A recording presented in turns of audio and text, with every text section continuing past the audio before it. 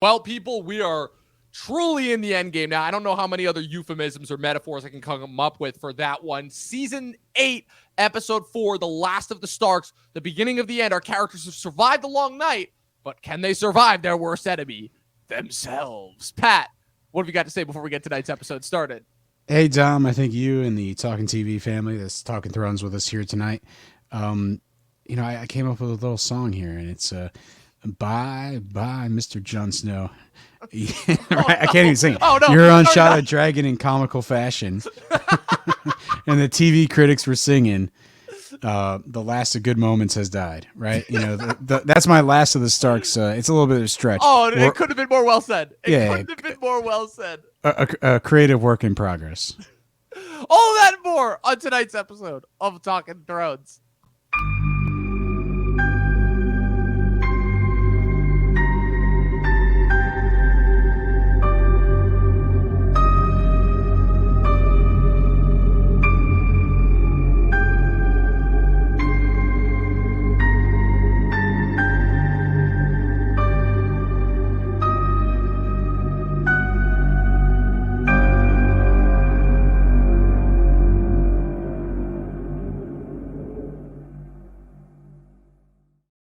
Well, Pat, here we are, Season 8, Episode 4. We've officially surpassed the long night. We have survived. We're into the final trek of the show, the final 3 episodes. Some would argue the one that, as if there wasn't already a lot of doubt, the final 3 that really killed it. You know, people, like I said, were skeptical and critical of the long night. We broke that down in vast detail last week's episode. One of our best episodes. I heavily recommend that people go listen to it. But like I said, we talked about it from the minute that this season premiered. We are consistently baffled by Benioff and Weiss's decision to ultimately conclude the events of the long night in order to kind of further this Daenerys villain arc that some could argue had been secretly built up since the first episode. Some would argue was a horrific character portrayal that seemingly came out of nowhere.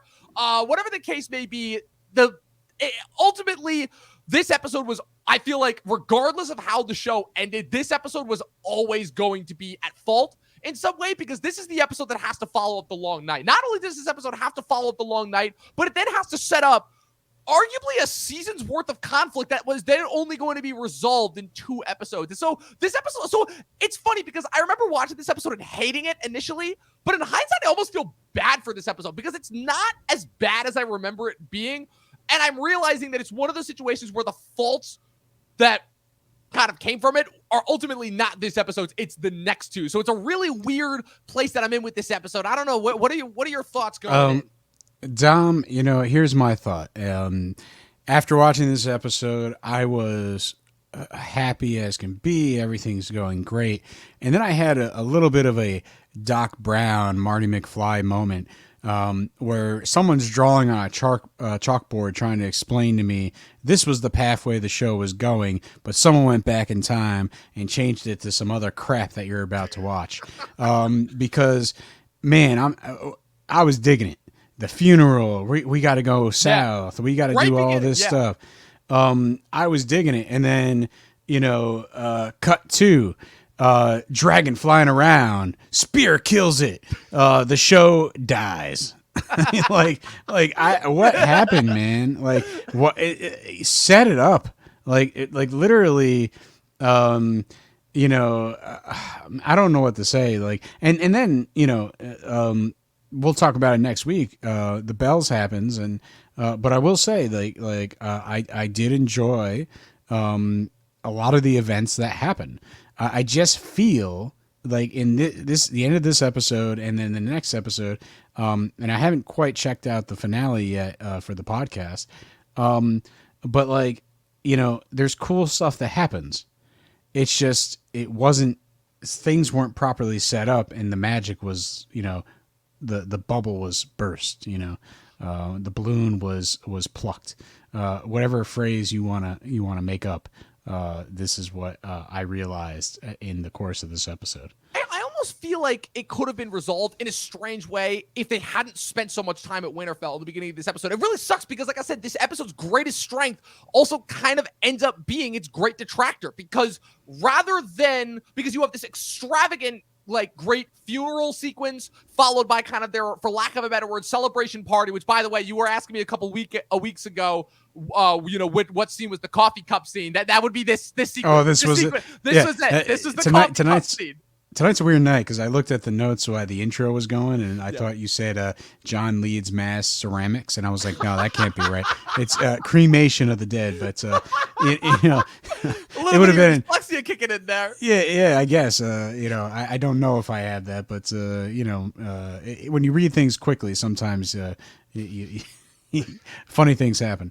But it's a moment to say goodbye to Jorah and.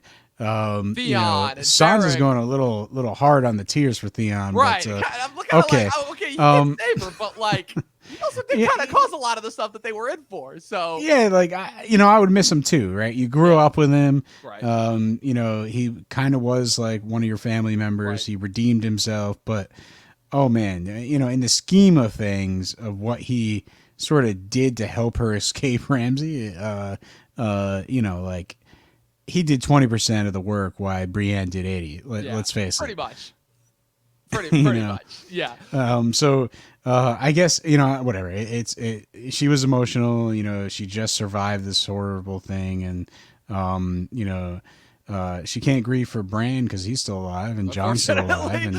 Yeah. Well, I mean, the biggest thing about the funeral. I mean, if I could just say a few things about it first, it's that go ahead. The opening sequence, specifically the shot on Jorah, was specifically, I feel like, to elicit a couple fans' confusion, because I will definitely say, for me personally, I mean, I was pretty convinced of it as when Jorah ultimately falls at Daenerys' feet at the end of the long night, and Drogon comes and is around them and is like kind of consoling them as Daenerys is crying over. I wasn't actually sure if he was dead or not, because there wasn't like a definitive shot that like confirmed that he was dead, not the way that you saw like Theon bleeding out at the Night King's feet. But this opening scene, it almost felt like was just intentionally placed in order to confirm, okay, yeah, Jorah's dead. And like I said, he leads this mass burial. You're panning over these characters. And like I said, just another reminder that it's like, wow, there really weren't that many characters that died that we really, I mean, a lot of named characters, obviously, Lyanna Mormont, Beric Dondarrion, Melisandre's, in a pile of ash somewhere off in the distance. Didn't Jaime say something like, thank God I was wearing that plot armor? For real. Oh, wait, no, sorry. For real, because like, if there was anybody that should have, but it's like, no, because, and like I said, we'll get into that. It's one of the many, many faults of this episode. But again, it really does feel like there are so many characters that are only alive because it's like they're needed for like later plot mechanics, like the Hound, ultimately, they're like, okay, he's got the Clegane Bowl coming up. Jaime, they're like, okay, because there's going to be something coming up with Cersei, I'm not really angry that a lot of key players survived the long night. I'm fine with it. Like, I do agree with you when we talked about it last week, the whole idea of like everyone's being buried in the dead, and yet they kind of survive. Yet they're all still kind of surviving. Like, yeah, so there's a couple shots there that basically would allude to like, well, that person's lost, this person's lost. And they didn't really follow through, and they kind of let them live after the episode. Right. So I can see like a mild nitpick situation where it's like, come on, that guy should have died, right? Yeah. But ultimately the show continues, and I'm digging it. Like, it's basically this great funeral, and Jon comes out giving this stellar speech. Like, everything we've been talking about it, the entire show, like Jon's learning from all these, male figures, right? These role models that are from the previous generation, from the previous ways of doing things. And we're seeing Jon throughout the series kind of grow into a great leader. And here he is saying, we owe these people a debt that can never be repaid. They shielded the realm of men. All these great things. Again, mixing in everything that he's learned from all of his previous mentors. They shield to guard the realms of men. We will never see their like again. What other euphemisms? They were what's it called? The sword in the darkness. He didn't exactly quote the whole Night's Watch.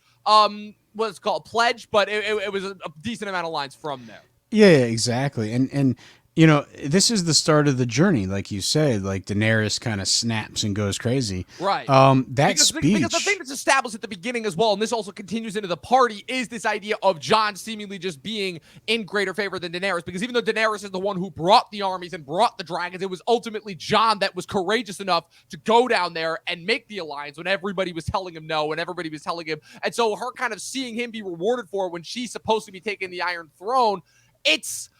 Again, like they do, I would say, the best job they can as far as setting it up. It's just a matter of, like I said, it's like, I feel like I feel like the biggest difference between the first 3 episodes of this season and the last 3 episodes of this season is the first 3 episodes of this season are everything that the show has been building up to at this point. So they don't really have to add a whole lot of new plot mechanics because for the most part, everything is kind of simultaneously all building towards the long night. You know, again, the middle episode was entirely set in Winterfell. We had no King's Landing, you know? At the first episode, you had this kind of overshadowing sense of doom and gloom where it's like, okay, the dead are here. But once the dead are out of the way, and like I said, that's the story. That's the show. So now you essentially have to retrograde and almost make up this new storyline where, again, in previous times, it would have taken at least 4 or 5 episodes to set this up. And they essentially have to pull off an entire, at least half a season, I would say, of storytelling in 3 episodes. 2, really, if you want to count the epilogue that happens in the second half of the finale. I could totally see just like, like the Godfather trilogy, how they like re-edit it to be chronological. You watch the flashbacks of part 2 before part 1 starts, like someone could re-edit this season and make it work because, we haven't gotten to the second half of this episode, but what if the second half of this episode happens, at the start of season 8.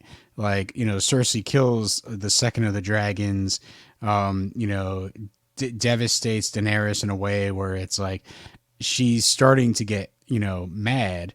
And then she only has the one dragon to deal with the last night, and you got to get rid of Jon riding a dragon. Like, who cares?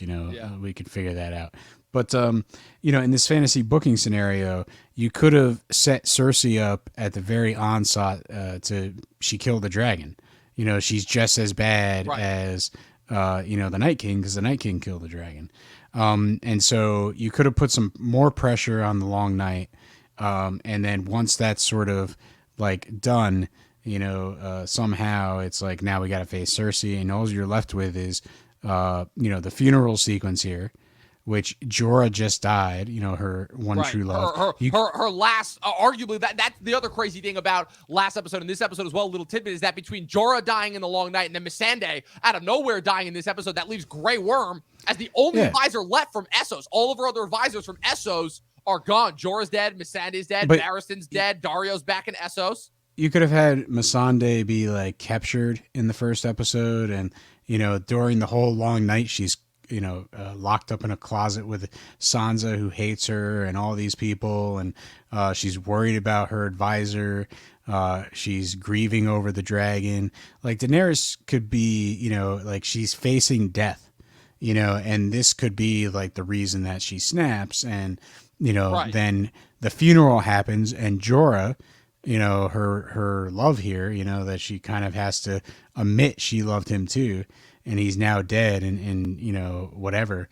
Now she can, go down to King's Landing and the bells could happen.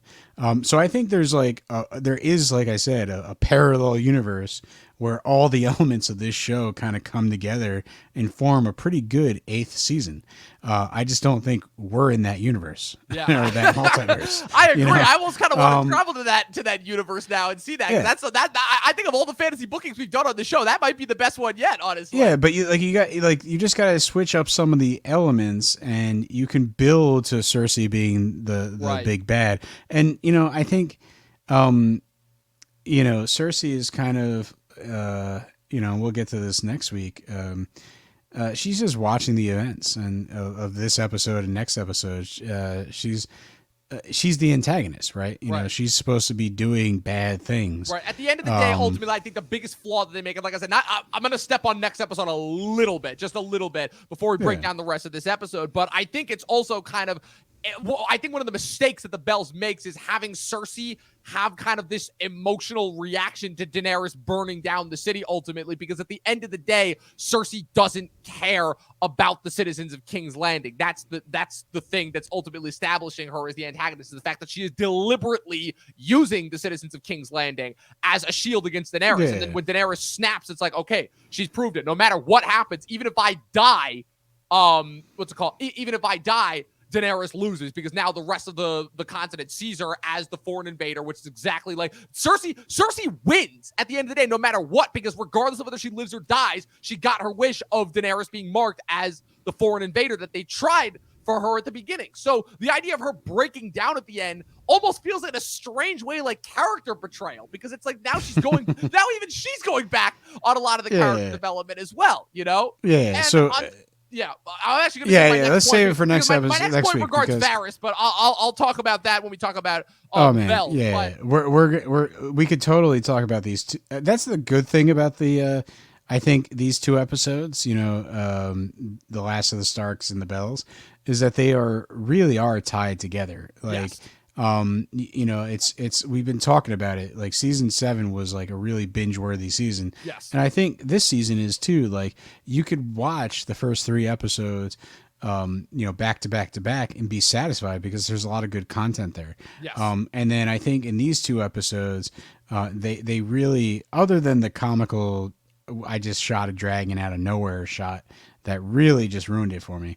You know, it's kind of weird how that shot is almost played for laughs in a way. Like again, bringing back the Beavis and Butthead of it all. Like, oh well, you know, I don't know if they were, you know, but I don't know, man. The way the javelin, the way the spike almost comes out of nowhere and just hits it in the chest and starts choking and flapping. I'm like, they're doing this for laughs. They're trying to make this funny.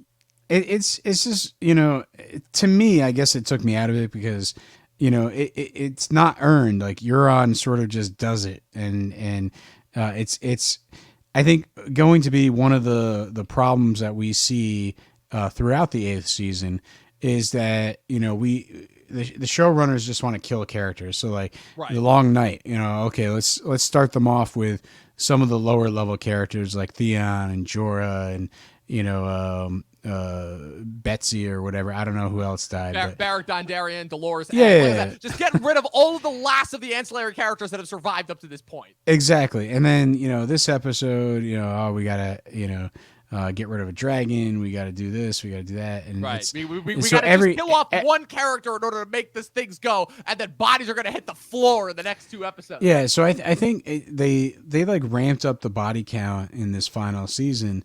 But they don't really make any of the deaths mean anything. You know, I think that's my assessment is like, Theon just, you know, okay, he was guarding Bran. He kind of died. Like his redemption arc was resolved previously, you know? So like, I guess that's what it is like almost all the tension's resolved and, you're essentially left with, these cool, awesome battle sequences. Yes. I love these episodes. I think, but story wise, they kind of leave you like a little flatlined, because you're not like necessarily looking at someone's like emotional arc. You're not like riding a roller coaster. You're just seeing things happen.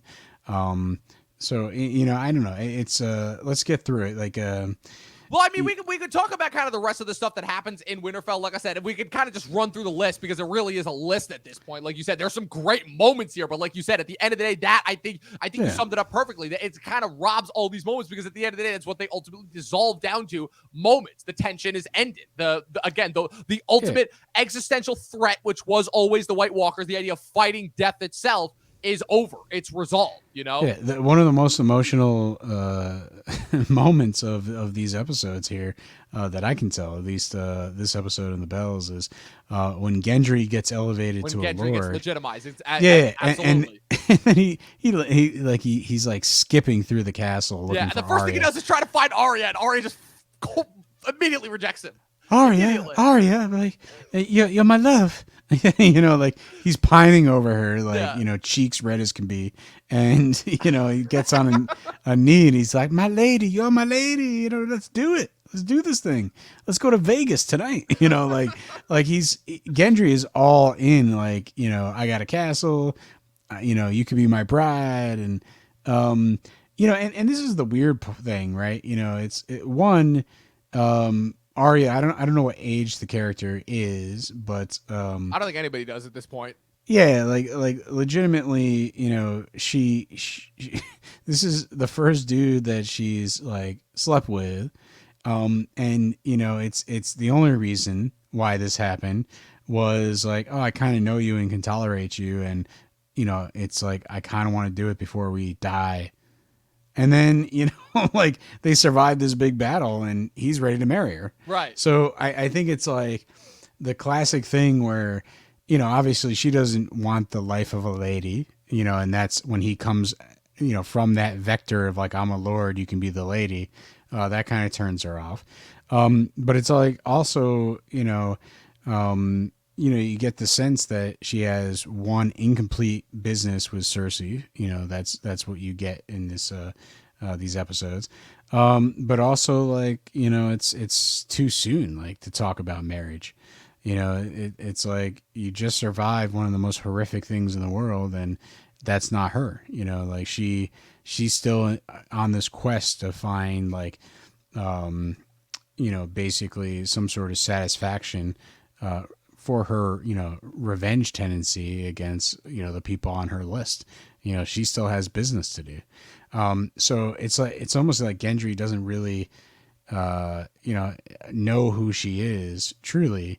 And, he's just sort of, what's that phrase? Fools rush in. Yeah. Like I believe that like, is. Yeah. Like he's the fool rushing in, and she's like, let's, It's the first of a couple character arcs where it's like they're Yeah. kind of just force these resolutions onto these characters regardless of whether they've earned them or not. I feel like the same can be said for the Jaime Brienne sex scene, which is a moment that, again, it's well written in the episode, but wasn't necessarily well built to and well earned. It's the relationship between those characters is, I always got it more that it was the sense of just they had come to have this great sense of respect for each other. I never once got this idea that they were falling in love with each other, especially considering the idea that at the end of the day, we know that Jaime still deserts her for Cersei. So it really takes what could be an interesting moment of resolution where he is finally putting aside his almost kind of childlike obsession with Cersei at this point in order to finally move on and actually have a life, and then just immediately just retracts it like a couple months later. I feel like, I think I like the complexity of the situation because before the long night, they're all drinking around the fireplace in that fantastic scene. And, he pulls out the sword and says, only a knight can knight someone. And then, let's do this thing.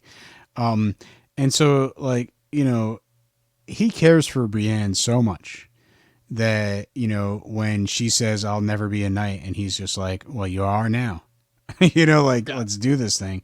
And then in this episode, they just survived. And, they're playing one of Tyrion's games, and it's like, Tyrion calls her out and says, you haven't slept with anybody, man or woman. And I think Jaime cares for her so much, that it's almost like, oh, you're not a knight and you want to be a knight? Well, let's do this thing. Oh, you haven't slept with anyone, but you want to sleep with people? Like, let's do this thing. Okay, but like, fine. Okay, so you it's a that, weird. sure, that makes sense, but I don't necessarily know how I feel about that. Where it's like, oh, I'm just kind of. Well, here's the thing: is like he truly cares. They're like soulmates. You know what I mean? But he, I forgot the movie it comes from, but he can't quit Cersei, right? Whatever that reference is, I can't quit you. Oh, I'm pretty sure that's Brokeback Mountain. I'm actually pretty sure. Is it? I'm pretty sure that's Brokeback Mountain. Yeah. So basically, yeah, he's doing that whole thing with Cersei, and it's just like he knows his sister. He has this emotional connection, and he knows what she faces, and he feels like he has to be there. And so even though he kind of has this perfect chance to be with Brienne and sort of, live out the rest of his days, like he just has so much history with Cersei that he can't abandon her. And I think it has to do with the fact that they fathered 3 children, right? Right. It's like, and this whole, I mean, you could make the argument he's going there to save her because he knows she's going to die, because the whole thing is that Jaime doesn't actually head south. Jaime knows that whatever happens, Cersei is done, right? Again, the whole thing is he's been granted amnesty to stay at Winterfell. He's been pardoned for his previous crimes against the Starks, we can assume, in exchange for his help against the army of the dead and then winning, all that stuff. But the whole thing is he doesn't actually make a move to go south until he hears about Euron killing the dragon and them kidnapping Missandei. That's when he knows it's like, oh, because beforehand, right, Daenerys at the time is still planning on doing her original plan, which we're going to get to in a little bit. The idea of they're going to blockade the city.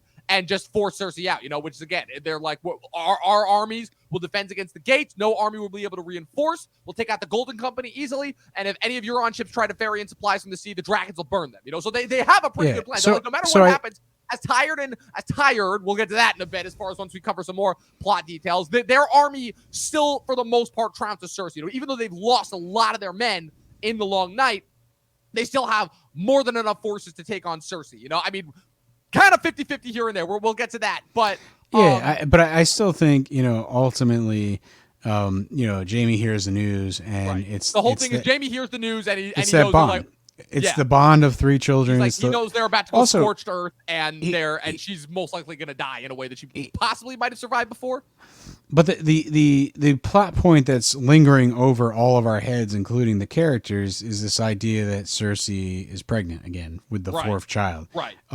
Which supposedly is real, because she said it to 3 people now. Euron, Jaime, Tyrion, and all 3 of them seem to believe her. So, I mean, again, kind of going back to that hoax of whether it was real or not at the end of season 7, supposedly it's real now.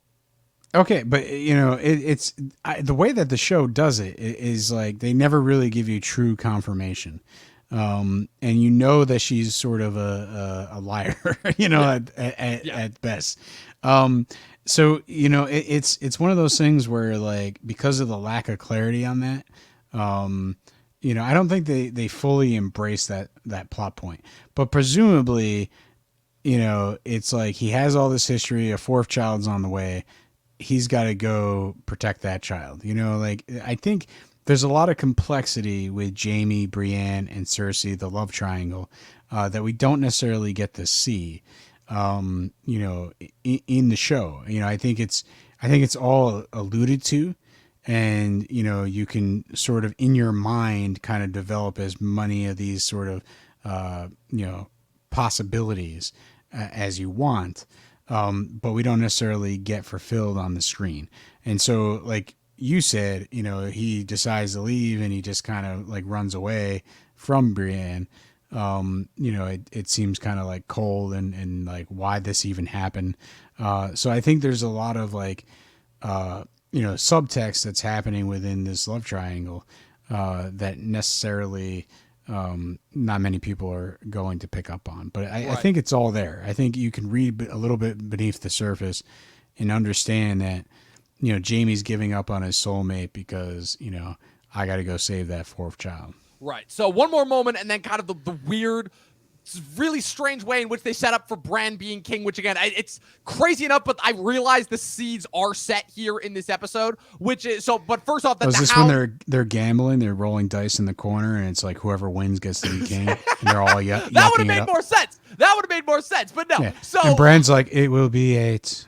I don't know. The more and more I hear about it, the more and more the theory of Bran seeing that he would have become king and engineering all the events to happen so that he would become king is making more and more sense. But that gets into paradox land, and I'm not really trying to go there. So anyway, so the Hound and his brief moments that he has in this episode, his conversations with Sansa and then Arya heading down south as well after the city in order to set up for their stuff, which we'll cover in the bells. Which I like their conversation. It's a great conversation. I think it's a great wrap up. It's a great resolution. That's the thing that's so ultimately, again, kind of inherently frustrating is that, again, these sequences are so spectacularly well written. They are so well written, but it almost feels like an epilogue to the tension, like we know that it's done. So it's nice, but like, what does this ultimately have to say? And then again, this whole thing of the Hound and Arya, oh man, they're back together and journeying again. It's almost like an afterthought at that point where it's like, really? We're still doing this? We're still like repeating things that we've seen before? Like, I remember seeing that. And I'm like, now they're really just doing member berries and just repeating the whole thing. I'm like, everything's done. They're like, why are these two going together? Arya's like, oh, I'm going to kill Cersei. I have that one name left on your list. It's like, bitch, she's going to die anyways. Like, the Hound has to say it to her like 3 different times the next episode. But he's like, there's no way she makes it out alive. Like, why do you care? I think it is... I think it's the whole, like, I don't know. I think it's jumbled. Maybe because everybody on her list, with the exception of Meryn Trant, has been killed by forces that had nothing to do with her. So maybe she's trying to take this last one just for herself. Like, that's the only thing I can think of. You know what would have been great is if, like, someone on her list was at Winterfell. Yes. And, like, somehow she's kind of looking for them and then runs into Barrack, and he's just like, and Melisandre, and they're like, we're all in this room for a reason. Yeah. Like, why are you chasing after this guy? Like, you know what I mean? And then I'm pretty sure she had Melisandre on her list at one point. Oh, it's the craziest part. Yeah, but it's got to be someone else, cause or whatever. Because the whole idea is that they're saying right in that moment the Lord of Light had a plan, right? And at that point it should be as clear as day to you that they intend to have Arya kill the Night King, even if this is on your first watch, right? But if she's chasing after someone on her list, and basically, she runs off away from the quest that the Lord of Light has landed on her, and then she suddenly comes out of nowhere and kills the Night King. I think maybe that moment lands better. And then in this episode, it's like that person that's on her list, she goes ahead and kills him, and then it's like, I got one more person on my list, and that's Cersei. You know what I mean? And then there has to be a build up to like the reason why the Hound that would even almost go make on the the Walder, quest. that would make the Walder Frey moment from 6 into 7 even more satisfying and landing. Yeah, so I don't know what the deal is. Like, there's, I think it's like we're looking for these tight connections, to happen in this final season because I think we're used to it. I think we're used to the first 4 seasons being really tight. Season 5, had its moments. I thought, Hard Home and a couple of other episodes that we've talked about, it worked out in season 5. But season really, 5 ultimately a lackluster season. Yeah, season 6 gets better, and season 7 is, I think, it stands up. I think season 7 is a really good one. I agree. And I think there's a lot of great stuff in season 8. That's the problem here is like, I like a lot of the stuff that happens, but I just don't like how it happens. Like it's, there's something about it. Like maybe that's it's inherently frustrating. Yeah, it's like everything's rushed and nothing really means anything. Like it's like, cool, Arya is going down to kill Cersei.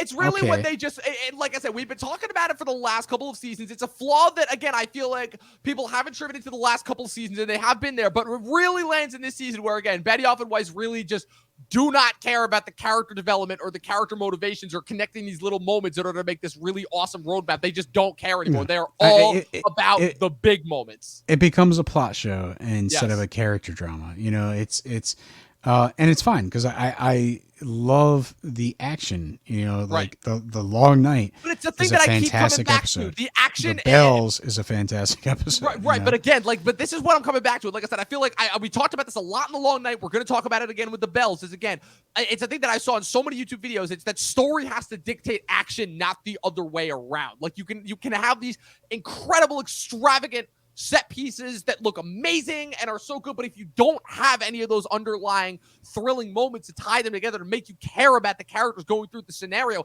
at the end of the day, that's all that they devolve into. Again, as much fun as I have with the Long Night, the more I realize it doesn't necessarily have to be those Game of Thrones characters in there. The fact that they're there makes me care slightly more, but like at the end of the day, I'm like, that could have been done about any set of characters, and I would have enjoyed that just as much the same. It's a massive horde of zombies that they have to fight off in this medieval castle. I would literally watch that no matter what setting it's in, The Bells, I think, suffers a little bit more because that one more so depends on the intricacies and the motivations of the characters, but it just falls flat because it hasn't been well set up or developed.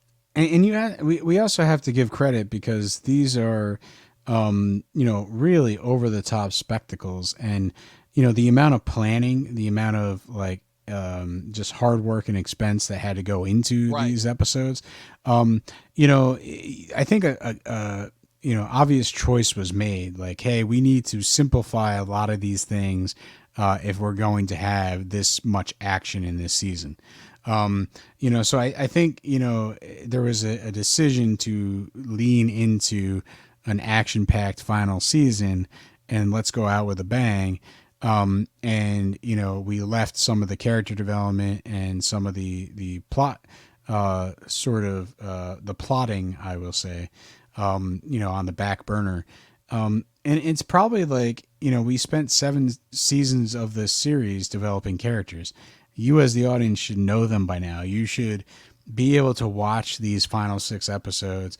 And like I did with, Brienne and Jaime, sort of, develop maybe a little more complicated story inside my own head instead of seeing it on screen.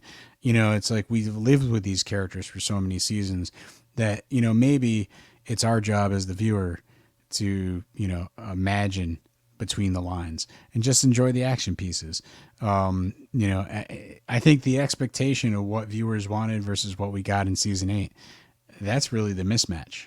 You know, is it a terrible... To a certain extent, I understand where you're coming from with that, but it's the idea of kind of viewing expectations, I feel like is something that has lost a lot of its value in the last couple of years, because I don't feel like it has a lot of the same, because when it comes to expectations will ruin anything. Expectations could ruin sometimes even the best of things. You know, I more so find that when it comes to something like this, it's a matter of those expectations have been built as a result of the quality work that they've done in the past, not because of any sort of the fans' pre-existing relationship. Like, this isn't the sort of a situation where it's like, okay, this was based off of, like, say, a Marvel comic that had been completed its run, and then they deliberately changed the ending in a way that makes no sense for the story. You know, Game of Thrones, we've been talking about it since seasons 5 and 6. Game of Thrones had long since surpassed the show. But the reason why the first 4 seasons were so good is because there was this level of expectation that was in a few of the viewers' heads, the viewers who had read the source material that it was based off of. And then when the show was consistently meeting those ideas that they had in their heads, and sometimes, in fact, most of the time, even surpassing them, they were able to be like, okay, this show has garnered all of the praise and all of the appreciation and all of the love that it's gotten, you know? And then when you surpass that source material and you're like, okay, we're on fresh new ground now, you know, audiences, technically, you're right, they should kind of start to develop a little bit of their own expectations going forward. But because that precedent has already been set, they only have up to go, you know, because if you go down below that expectation level, then you feel like you've been sold a false bag of goods, you know? So this isn't, to me, one of those situations where it's like people almost like kind of ended up having a false set of expectations as far as what this show was delivering. I think people's expectations were right where they needed to be, you know, and rightfully so, were very much evaporated when the storytelling, which again was the reason why, in my mind, people fell in love with this in the first place, because again, this gonzo action was not there in the first couple seasons, you know? It was this really intrinsic, really awesome, interconnected character drama where characters made decisions that impacted each other and the world around them, and that's what made people fall in love with the show in the first place, you know, not the gonzo set pieces. So I guess when it comes down to the idea of audience expectations, the fact that audiences, rightfully so, did have this expectation of having this amazing action, also mixed with, again, you know, this really awesome conclusion to this story that they've been invested in for so long. And then when the show does not meet those expectations on the story standpoint, people immediately start to see through the cracks as far as kind of how the action is kind of covering up for that. That was my TED Talk for the day. But so let's get to the middle section of the episode, kind of, again, the meat and potatoes. So, well, we got to talk about Bronn still, right? You know, well, like, come on, Bronn, he is a standalone scene. Again, they need to give him something to do because they forgot. They're like, oh shit. So he's still in the series. He's still here. Oh man, yeah. So Bronn literally comes in once again, betrays Cersei because okay, you know what? Let me back that up a second. So the thing that I misremembered the scene a little bit going in, because again, it was one of those scenes that, again, is like there's already so much happening in this episode, you would almost be neglectful to forget it, where Bronn walks into the scene when Jaime and Tyrion are just like enjoying a drink in Molestown or whatever, like at some tavern like right outside the walls of Winterfell. Bronn walks in. I originally thought that Bronn was just going to threaten them into giving him a castle once they win the war against Cersei. I didn't realize that he went there actually with the intention of killing them, and Tyrion is the one that actually has to talk him out of it. I completely forgot about that. And it sucks because the version of my head almost kind of excused it, where again, Bronn, being the intelligent, cunning character that he is, realizes that Cersei's luck has finally run out and he's not going to be able to continue to depend on their will. So now he kind of has to almost go back to Tyrion and apologize to him in a strange way, but in his own Bronn way, where he's like, look, you fuckers owe me a castle. I know you're going to win tomorrow. So just remember, I just remember when you win, who you owe. That's how I thought the scene went. How the scene actually went, which is so much worse, is Bronn is like, okay, I'm going to kill you guys because, you know, that your sister's promised me a fat lot of gold. And Jaime and Tyrion are both like, well, she's not going to be alive in the next couple of days, and we can promise you a castle if you don't kill us, you know? It's what was it? Tyrion's like, remember the deal I made when we first got together? Like, I'll double the pay, you know? Like, he's like, let's double a castle. Yeah, double a castle. It's like, oh, I'm going to get Highguard. It's like, again, if all Bronn won. Again, it's like taking away from the interesting complexity of these characters. At the end of the day, Bronn is an intelligent character, you know? Again, he defended Tyrion at the Vale because he knew that Tyrion was a Lannister and was going to pay him his worth of gold and his worth in gold. You know, he was just a common sellsword that was just making his way, that happened to be there. You know, when Tyrion first met him, right when he flicked the coin to him way back in season 1 in the tavern, you know, he purposefully did not defend Tyrion against the Mountain because he knew that that was a fight that he just himself was not going to win, and he was just simply choosing self-preservation, you know? And as much as I bitched and complained about him really not having a use for seasons 5 through 7, at the very least, he was always seemingly picking the winning side. He was kind of just going back to that reliable well, you know, where, again, they literally, again, it's one of the worst uses of just bad writing in all of season 5, when they literally just remove his character development from season 4 in order to retroactively just bring him along on this merry quest with Jaime. But at the very least, he knows that he's going to get a fat reward out of helping the Lannisters, you know? Here is a situation where he knows, he has seen what the dragons and the Dothraki can do up close and personal. He knows that Cersei does not have a shot in hell of winning, even with the Golden Company. He should be the one that is calling all the shots in this scenario. So the fact that Tyrion, in a really bad attempt for the writers, to still try and make Tyrion useful at this point, when he has long since proved that he is all but completely useless at this point. Like, the writers are trying to give Tyrion something to do here, you know? I know he technically comes up with a plan to blockade the city, and yeah, but, well, Euron comes and puts a spike in the dragon of that, so... Oh, God. It just never gets easier to think about that moment. No, it doesn't. It's just like... It's almost like Monty Python, you know, the crew, the British crew, the famed skit show. I'm surprised we didn't get a cutaway to a cop just laughing, to like a person with a camera just laughing. It's almost like a person with like a toy crossbow just laughing. It's like one of their famous phrases, and now on to something completely different. And then it cuts to the dragon being shot out of the sky. You know, it's the episode just turns on a dime. And it on such a huge moment that is just treated like it's nothing, like it's the gum on the bottom of your shoe that you just sort of like scrape off, you know, in the course of 30 seconds, and then you just throw it in the trash, and that's it. It's like that's one of the 3 dragons just got killed, you know, like right. Like, just out of nowhere. For me, the audience member. Well, that one in the sense of the dragon death, it's literally just a thing of where it's like, okay, well, we can't. Well, Drogon is the big one. He's the one that Daenerys is the most bonded to. You know, Viserion. It really sucks when you think of that. The conclusion for the other 2 dragons arcs, as far as, wow, Daenerys has had this bond with these 3 dragons, but she can only ride one. And since we just decided to not do the idea of other people being dragon riders, you know, like we had Jon with Rhaegal when we kind of did that really interesting thing with the Night King of having the Night King in this really interesting twist on a prophecy being the 3rd dragon rider in his trade. Well, I actually thought that was really cool and ingenious. But once the Night King's dead, it's like, oh shit, what do we have to do with this other dragon? Oh, let's kill him as further plot mechanics for Daenerys, you know? Like, let's do that. It's really bizarre. It's really just like they're just like, throwing darts at a dartboard of ideas and trying to come up with stuff. There would have been no difference to me if it just cut to Euron be like, I just shot down a dragon, and then it showed a tail floating down in the water. You know what I mean? Like it's one of those things where like there's just no weight to that dragon being killed. You know, and I guess, you know, what is it? Tormund's going back north. Yeah. Well, the moment when Jon is saying goodbye, when he says goodbye to Tormund, yeah, and Sam, and kind of the rest of his living northern allies, and the whole thing. It really sucks because that moment is like a great genuine moment where Jon has to say goodbye, supposedly for the last time, to these allies that he's had for a while. Tormund has taken the free folk back north now that the threat of the dead is over. You know, Sam and Gilly are going to go off to live the rest of their lives, presumably back down to the Citadel. Who knows if Jon will see them again? You know, it's this really kind of nice point of ending for these characters. Like I said, it really sucks that everything good about this series does end at Winterfell, because all that turns out to be is just set up where, okay, so Tormund's just been waiting at the wall for Jon this entire time because he knows that Jon, like, obviously, again, the Night's Watch, whatever's left of them, received a letter that Jon was being sent there in the finale. But so Tormund either rode back there after they'd already gone north, or just waits there with the rest of the wildlings for Jon to get there. And it really kind of ruins that statement that Tormund says to Jon, this idea of, yeah, Jon, you're always going to be conflicted regardless of, you know, no matter how much you love this Dragon Queen, because at the end of the day,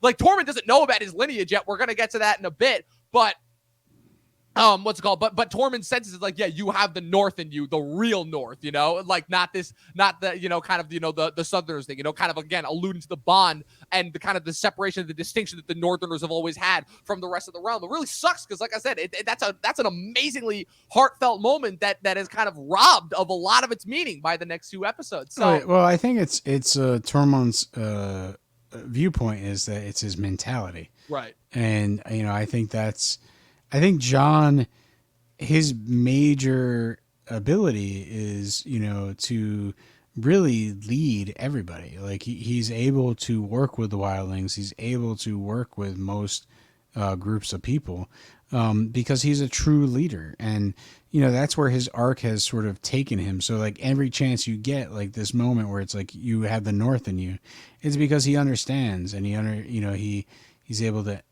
basically put himself in their place and fight for their interests. And I think this is where obviously we it's worth mentioning that right, they tell Jon and Bran tell Sansa and Arya so we're cutting that to next. So like I said, that kind of is what I'm going to use to wrap up the episode. So the biggest thing kind of that comes is, again, this is the kind of we're finally dealing with the idea of Jon, again, dropping the bombshell to Daenerys right before the attack from the dead. Again, the idea that, okay, so now she knows that they are that he is a Targaryen and that he has a better claim to the throne. And she is very clearly visibly shaken because she knows that if Jon were to ever come out and actually stake his claim to the throne, then he would instantly gain support around her. And she knows that, and that terrifies her. And I will say that is actually an interesting story development. And strangely enough, what I'll say is that I think this storyline, amongst all the other rushed and stupid things that happen, I think this part of the storyline actually works out really well.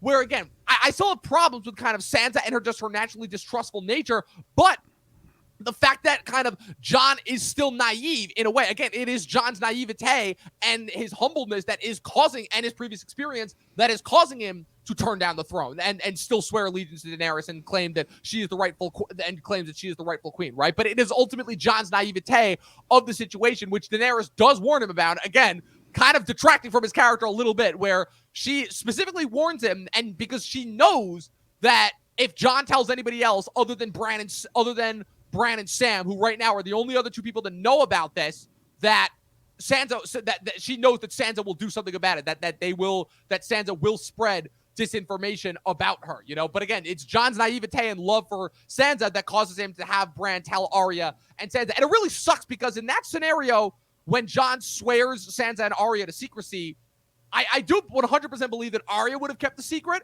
But honestly, I don't know.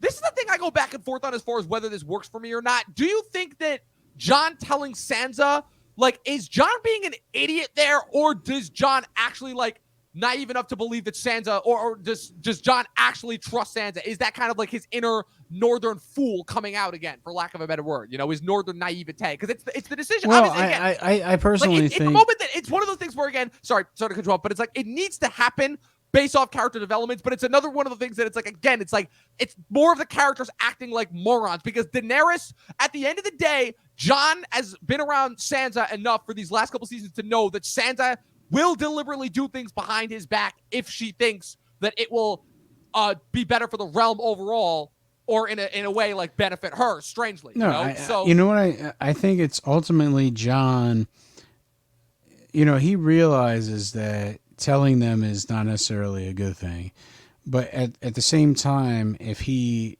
lies by omission, then he kind of will probably lose Sansa's support forever. And like Arya, I don't think he's too worried about. Arya's not worried about, right, because Arya doesn't have a sovereign claim, but Sansa ultimately I don't think Arya Arya cares about family, right. And so Arya's does Sansa. all about their family and their interpersonal stakes, but Sansa is the political one. She's the one that now. So I think really controls the North.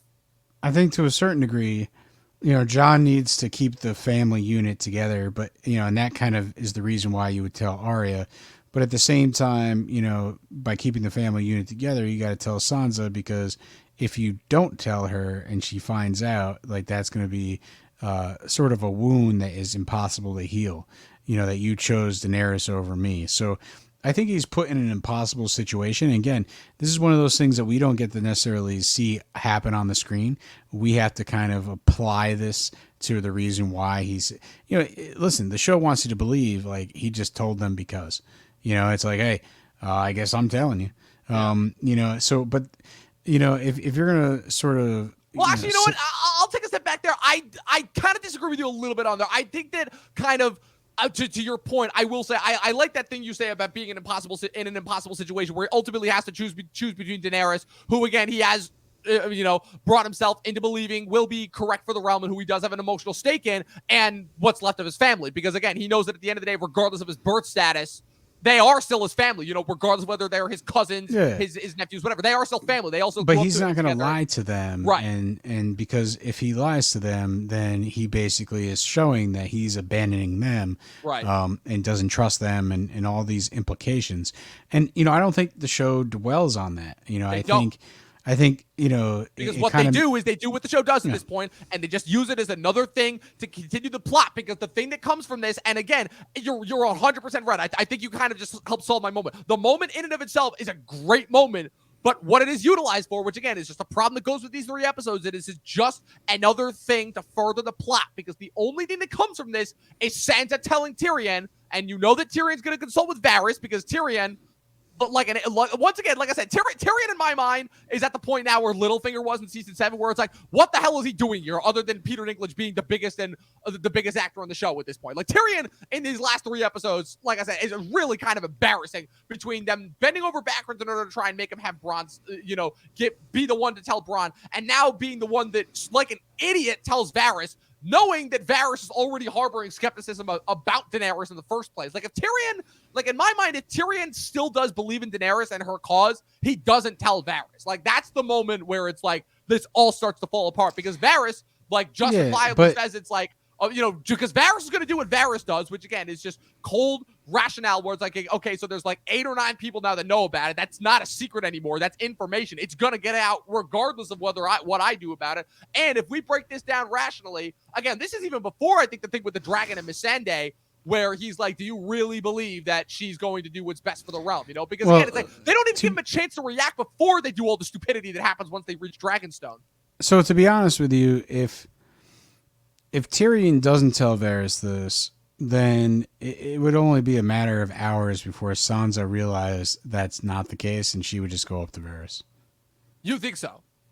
Yeah, because Sansa is the one that, Well, I guess my only thing being that expected Tyrion to spread the rumor. Because again, look, unfortunately, we can't account for off-screen time. I know they were in the crypts together and all that, but Sansa, to my knowledge, how much does she actually know about Varys? Obviously, she was in King's Landing in season 1, so she's observant. She knows enough where she would just want, because what's her motivation? Just to get the secret out.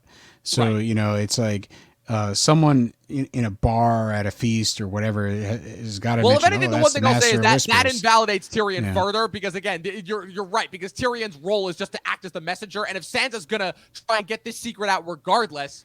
You're 100%. No, I'm just making this argument that Well, it's a good argument, honestly. It's really good. You're 100% right. Why did Tyrion do this? And I don't think it matters that he did it. But because at the end of the day, Tyrion is only there because in order to kind of further that emotional connection, because he's got that emotional connection to Sansa because of what they went through together in King's Landing, and that's kind of like their way of Daenerys almost pitying, saving Jon, because Jon knows that again, he would do anything to protect Sansa at the end of the day because she is his sister. And so at the end of the day, regardless of once the information starts to get out, and again, the fact that Tyrion has to tell Jon this, the fact that Daenerys, Jon should figure out at this point that Sansa's got a target on her back. Again, it's a little bit of Sansa pulling a Cersei Lannister in a way, because again, her being completely confident that she'll be able to sit there in the north and not have Daenerys come there and roast her. Maybe not immediately, but maybe in a couple years, once it's been a couple years since the Long Night. So at the end of the day, like I said, it's kind of a dumb move from Sansa's part. But again, it's just the fact of I don't know. I have a big problem with Sansa in these last couple seasons with ultimately everything that she's done since season 6. Like I said, I was really a fan of her character, and now it's I think it would be sense. I think it would be interesting if Sansa is making political moves here Right. against Daenerys. Well, that's what it is. I mean, it's but meant to be portrayed as an emotional move, because she's got tears streaming down her face, and again, just the way that the very obvious dialogue is going. But there is a world in which Sansa is very much turned and become the new Cersei Lannister, where she is just using this I don't know if her advantage to further her own agenda. Yeah, I don't know if she's exactly the same, but I think it's the show plays on the idea that, you know, these Stark children, you know, the type of world they grow up in when things turn to crap, you know, for lack of a better term, that's, you know, still not an expletive. But, you know, the main thing is Sansa has learned through trauma and brutality, whereas Jon has, you know, learned on the battlefield and what it is to be honorable commander and all this type of stuff. So which I find that parallel even more interesting, because that's exactly what Daenerys went through as well. Daenerys and Sansa both learned and got to where they are through trauma and betrayal and absolute tragedy. Again, so like I just think it would be interesting if it was sort of like really believable that a lot of the moves Sansa was making is because of, like, you know, the ideas a Littlefinger put in her head, or the actions that she saw Cersei and Joffrey take. You know, there's something romantic about that idea that she has had all these imprints made by these ruthless characters, and that she herself is sort of starting to become ruthless. But I don't think the show necessarily explores that. I think that's something that we're sort of attributing, you know, to what we do see. And you know, listen, I would love to open up a book and read those chapters where Sansa sort of, you know, morphs into the enemies that she hates. Yeah, absolutely. So we don't have that much else to talk about. Like I said, we got a little bit of a bonus section for you guys at the end once we're done, because like I said, this is the last 3 episodes. We got to go out. We got to end this show in style. But so really just wanted, like I said, we've already talked enough about, again, the stupid dragon killing, and somehow of all of when Euron destroys the fleet right there in the bay, somehow only captures Missandei. And then when they go to negotiate, again, this just shows the cojones that Cersei has, and ultimately just how all of her brains seem to see that. You had a great point about Cersei Lannister that you brought up before the podcast that I really want you to get into now, where the dragon and whatever, like, Force of Unsullied is sitting right there for the negotiations. And Cersei has the cojones to chop Missandei's head off right there in front of them with the dragon right there. Like, I need you to break this down, because I think with all the stupidity with Euron and the dragon and how dumb that moment is and how cheap that moment is, I still think this is the moment where the show dies, because just everything that happens here makes no sense at all. Like, any rational-minded, logical person will look at the scene and be like, this makes not even a lick of sense. This is only there in order to ham-fistedly set up for Daenerys going nuts and nuking the city in the next episode. No, I agree with that wholeheartedly. Like, you know, listen, you're basically like, Cersei is being like Dwayne "The Rock" Johnson in a WWE match. She's like, bring it, right? You know, she's basically, you know, cutting off Missandei's head and saying, you need to just kind of throw what you got at the city. Yeah. And I think the biggest disappointment, which is what we're going to get to next week, is the bells, right? The bells, like, when you make a big move like that and you say, bring it, you know, and come at me, bro. And then you best damn well own up to it. Yeah, but like, the bells, as great of an episode as it is, it's a one-sided, you know, Daenerys wins for an hour and a half episode. Pretty definitively. So like, it's one of those things where, like, it was such a bold move that Cersei makes. You know, essentially she becomes passive in the next episode, and we're going to talk more about that next week.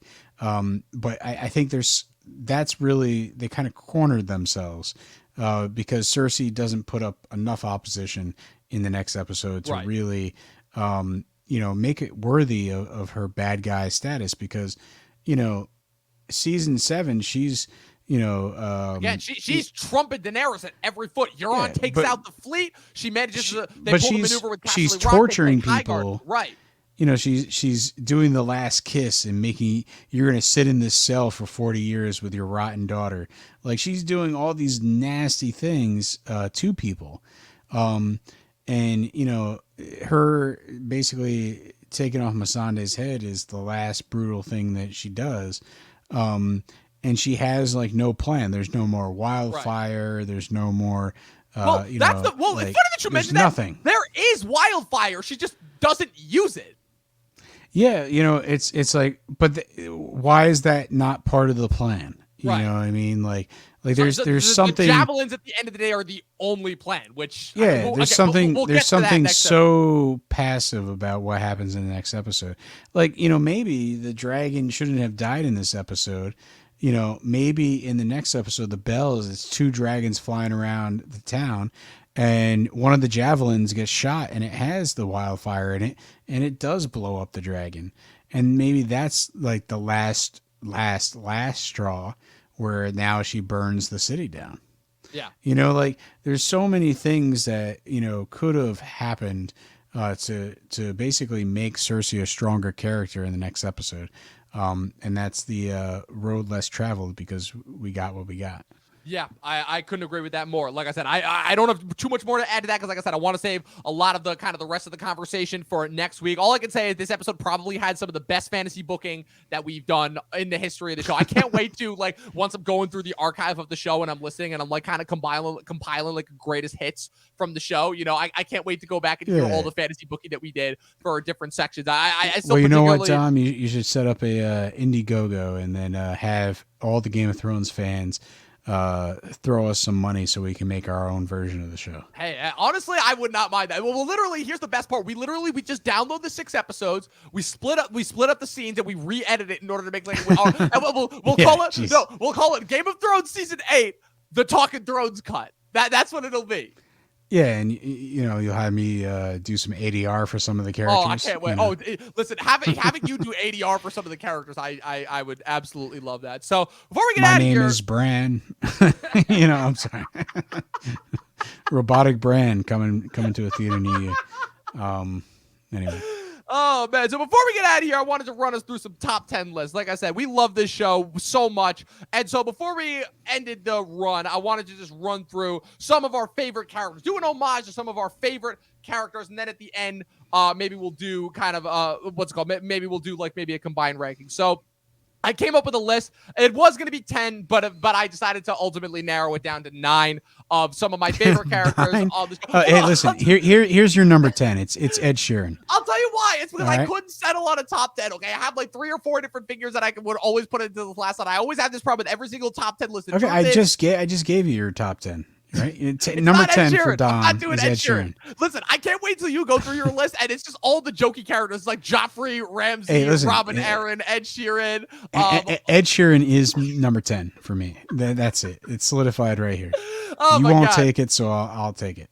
I'll run through just some honorable mentions, some runner-ups that were very close but didn't make it. Robert Baratheon and Ned Stark, both holdover from season 1, both great characters. Miss them to death, even though they were one-season characters. They were still great in as far as initially helping to set up the world. Varys, Stannis, Ygritte, Tormund, Mance Rayder, Beric Dondarrion, Arya, Sansa, Cersei, Daenerys, for all their flaws. They did still have some incredible arcs, but ultimately I feel like the last season really did a disservice to all 4. It's kind of crazy. I feel like the last season really destroyed all of the interest and really awesome stuff that we got from each of these characters, and it ultimately just left them inherently with nothing to do, and then Theon, even though again he had some rough times, I still think that Theon definitely had one of the best and most compelling arcs throughout the course of the show. It just sucks that that he was just still on the show all season after his arc was officially resolved. So my top 9 characters: number 9, Oberyn Martell. Great one character arc, came in like the ball of fire that he was. They had a great, super unexpected,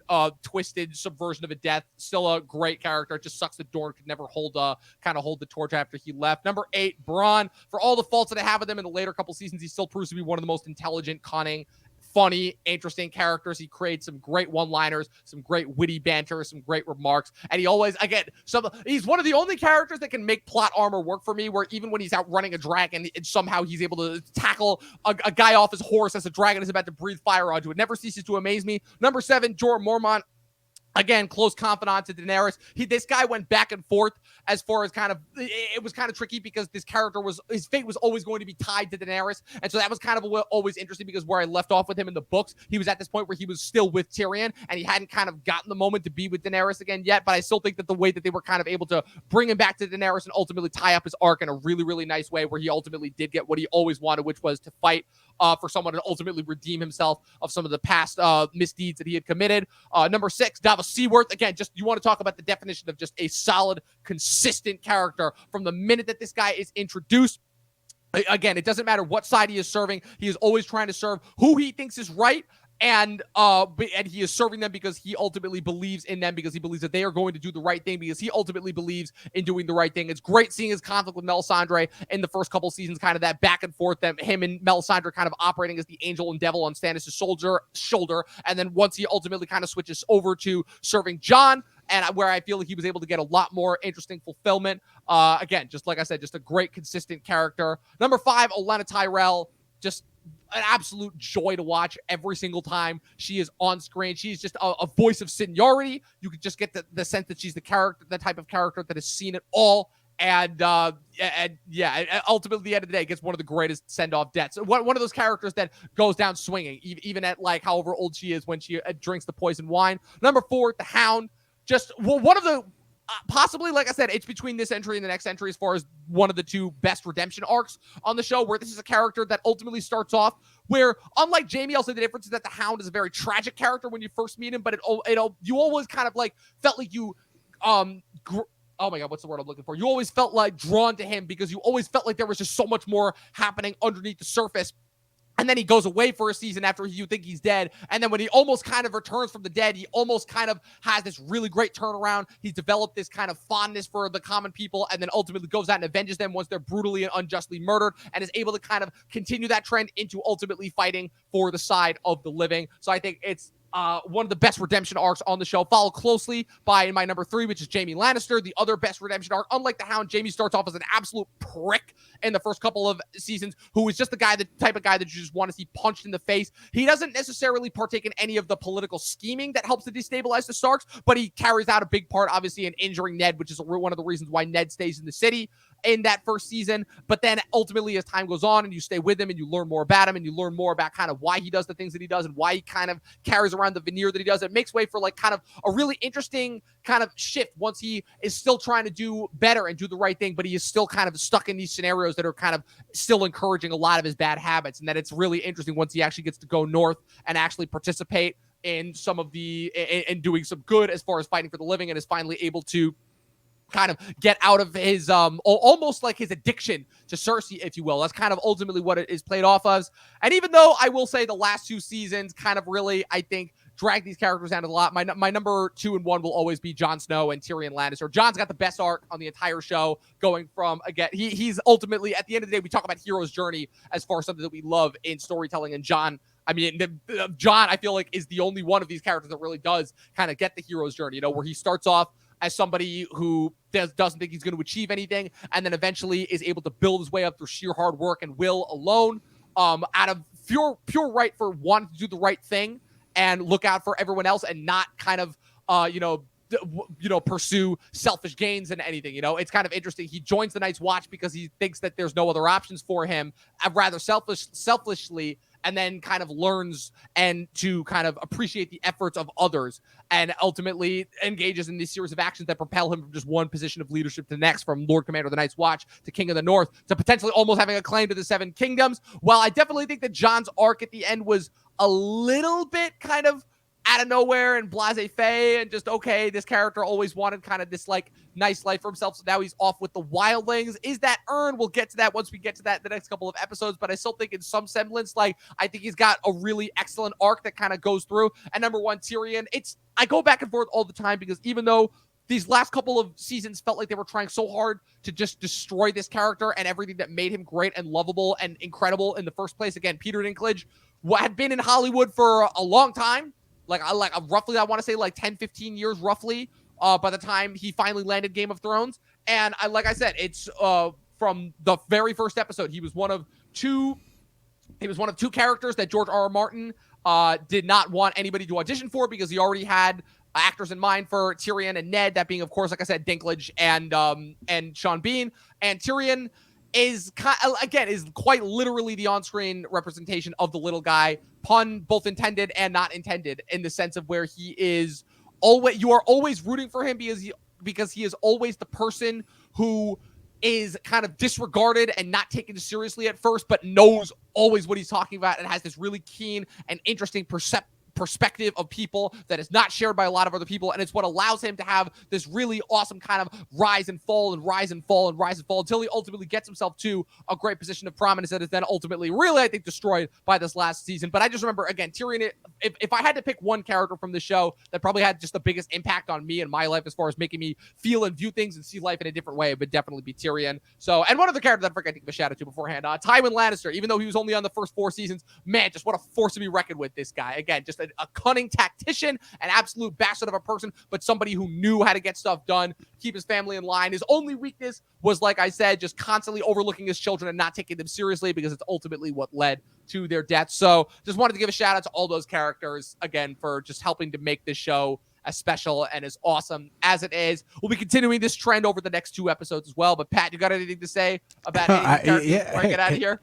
I don't know. Hey, you skipped over my list there, Dom. You know, it's listen, you know, for me, there's so many characters. I'm sitting here listening to you go through your list, and I'm thinking about. I barely covered like a quarter of the characters on the show. Yeah, like, it's like, I just want to, you know, contrast your list a little bit, because I don't want it to sound so similar, but you know, it's like characters like, you know, Ed Sheeran, like he's great.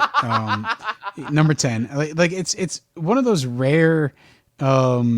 There's no reason for his guest appearance, but he's on the show.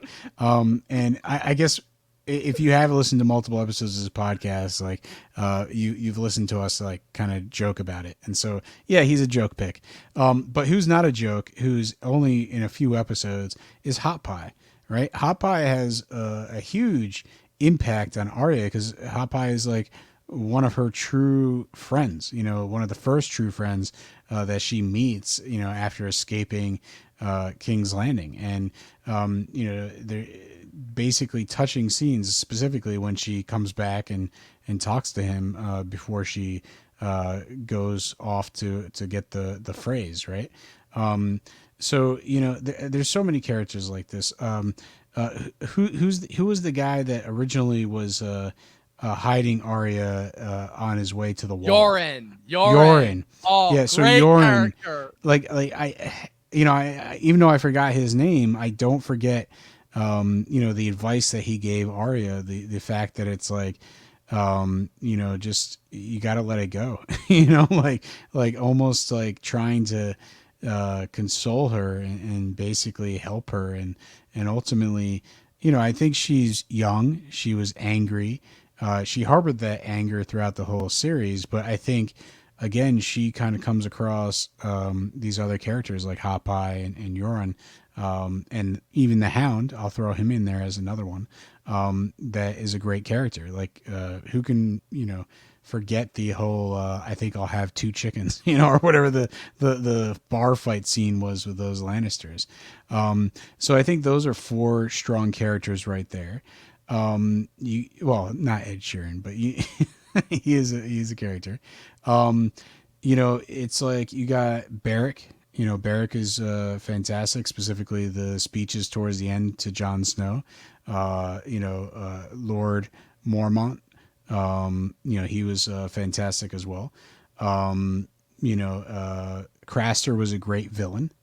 You know, so, you know, it's like, you know, you just have a lot of great characters in the show that we shouldn't really forget. And you know, I think Tormund, I think Yara, Euron, you know, Jon Snow, obviously, Daenerys, you know, Brienne. I think a lot of these characters are some of my favorite. And so I know my top 10 list is not as polished as Dom's, but the fact is, like, there's a lot of characters to choose from in this series. And I think this show is essentially made up of not only the main characters, but the supporting cast as well. I think they really make the show enjoyable to watch, and there's a lot of characters. If you just go back and think about it, there's a lot of characters that are smaller roles, but they basically tell a good story. All right, I'm back, people. Literally right as Pat ended it. Oh, man, it sucks to say that I missed all that. But, yeah, my internet hates me. That's all I can say. But with that being said, Pat, man, I got a chance to hear your list on the back end, and it's a great list. It was so much fun. Again, I love the characters that you come up with. It's some great stuff, man. Well, listen, it's again, my main point is just, there's so many characters on this show, and some of the supporting are the best, and they might only be in a couple episodes here and there, but some of those characters definitely need to have some respect. And there's just so many characters. We didn't mention Joffrey, we didn't mention Renly, Stannis. There's just so many characters. Definitely. I kind of rushed through my list because I was like, Dom, what happened? But Davos is definitely up there for me.